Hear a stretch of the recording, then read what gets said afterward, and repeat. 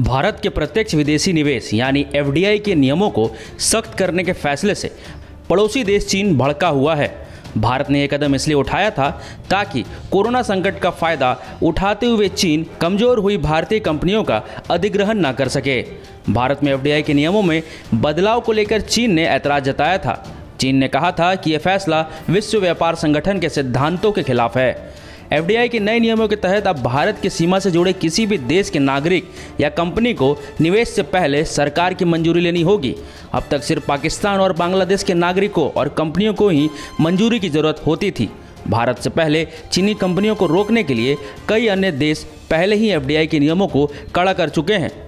FDI के नियमों में बदलाव के बाद नई दिल्ली में चीनी दूतावास के प्रवक्ता ने कहा था, हमें उम्मीद है कि भारत अपनी भेदभाव वाली नीति में संशोधन करेगा और अलग अलग देशों के निवेश के लिए एक ही तरह के नियम बनाएगा।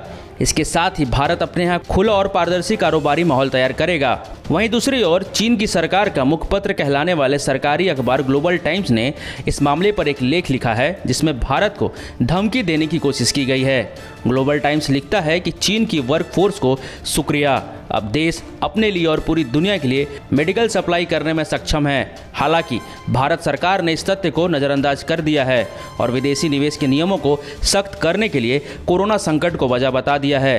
भारत मेडिकल सप्लाई के लिए काफ़ी हद तक चीन पर निर्भर है। भारतीय कंपनियों के कथित अवसरवादी अधिग्रहण को रोकने की कोशिश संकट की घड़ी में सप्लाई पाने में उसके लिए ही मुश्किल खड़ी करेगी। जानकारी के मुताबिक फार्मास्यूटिकल्स डेटा के मुताबिक भारत अपनी दवाइयों का ज़्यादातर कच्चा माल चीन से ही खरीदता है।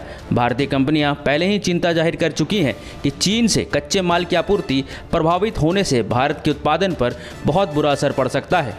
ग्लोबल टाइम्स की रिपोर्ट में लिखा है कि भारत को इस बात की चिंता है कि कोरोना वायरस संकट का फायदा उठाते हुए चीन भारतीय कंपनियों का अधिग्रहण कर सकता है और कुछ भारतीय सेक्टरों पर नियंत्रण स्थापित कर सकता है, लेकिन यह डर पूरी तरह से गैर जरूरी है। भारत सरकार का यह कदम वैकल्पिक था क्योंकि पहले की नीतियां ही किसी भारतीय कंपनियों को अधिग्रहित होने से बचाने में सक्षम थीं।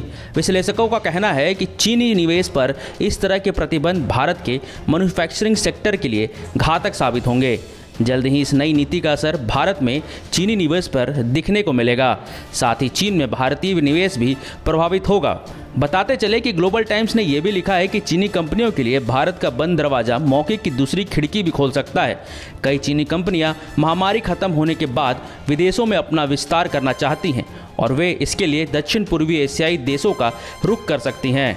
अखबार ने यह भी लिखा कि अगर भारत चीनी कंपनियों के लिए असुरक्षित साबित होता है तो फिर वे दक्षिण पूर्वी एशियाई देशों में अपना कारोबार बढ़ाएंगी जो चीन की मदद लेने के ज़्यादा इच्छुक हैं।